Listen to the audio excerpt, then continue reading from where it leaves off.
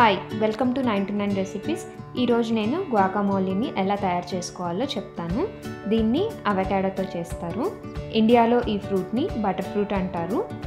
Recent డేస్లో హైదరాబాద్, విజయవాడ ఇట్లా అన్ని సిటీస్లో మనకి సూపర్ మార్కెట్స్లో దొరుకుతున్నాయి. ఇది యాక్చువల్గా ఒక మెక్సికన్ డిష్. ఇది హెల్త్కి చాలా మంచిది. అవకాడోలో లెక్కలేనన్ని హెల్త్ బెనిఫిట్స్ ఉన్నాయి. దీంట్లో చాలా గుడ్ ఫ్యాట్స్ ఉంటాయి.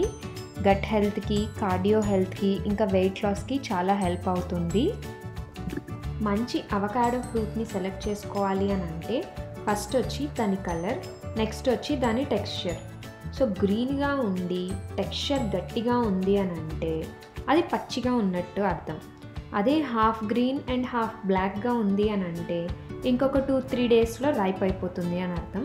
అదే కొంచెం గ్రీన్ షేడ్ ఇంకా చాలా బ్లాకిష్గా ఉంది, చిన్న స్టెమ్ కూడా ఈజీగా ఇలా అనంగానే బయటకు వచ్చేస్తే, మనం ప్రెస్ చేయగానే సాఫ్ట్గా ఉంది అని అంటే ఇంకది రెడీ టు ఈట్ అని, చాలా కరెక్ట్గా పండింది అని అర్థం. ఇలా ఉన్నవి వెన్న తిన్నట్టు క్రీమీగా ఉంటుంది, చాలా టేస్టీగా కూడా ఉంటుంది. సో ఇవి ఒక 2 అవకాడోస్ తీసుకోండి. గువాకామోలీ తయారు చేసుకోవడానికి ముందుగా ఒక బౌల్ తీసుకొని అందులోకి 1 spoon garlic powder, half spoon black pepper powder, 1 spoon red chilli flakes, half spoon oregano, మీరు ఏ ఇటాలియన్ సీజనింగ్ అన్నా యాడ్ చేసుకోవచ్చు, half spoon salt, 1 spoon virgin olive oil, ఇది ఆప్షనల్, హాఫ్ లెమన్ స్క్వీజ్ చేసుకొని, సన్నగా కట్ చేసుకున్న కొత్తిమీర 1 స్పూన్, ఒక చిన్న సైజ్ టొమాటో ముక్కలు, హాఫ్ కప్ ఆనియన్స్ని వేసుకొని ఒకసారి మొత్తం కలిసేలాగా కలుపుకోవాలి. ఇప్పుడు పండిన ఒక అవకాడో తీసుకొని ఇలా రౌండ్గా హాఫ్గా కట్ చేసుకోవాలి. దీనికి సెంటర్లో ఒక సీడ్ ఉంటుంది. కట్ చేసిన తర్వాత ట్విస్ట్ చేసి సెపరేట్ చేసుకోవాలి. ఇప్పుడు ఒక స్పూన్ సాయంతో లోపల ఉన్న పల్ప్నంతా స్కూప్ చేసుకోవాలి. తర్వాత సీడ్ని పక్కకి తీసేయచ్చు.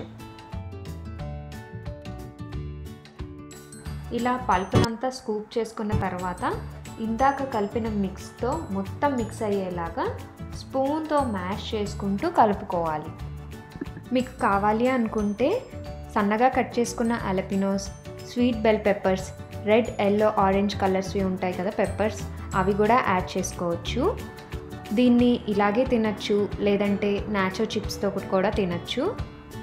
అవకాడో బ్రెడ్ టోస్ట్ కోసం బ్రెడ్ని తీసుకొని బటర్ రాసుకొని బ్రెడ్ టోస్ట్ చేసుకోవాలి. చూసారా ఎంత బాగా టోస్ట్ అయ్యిందో.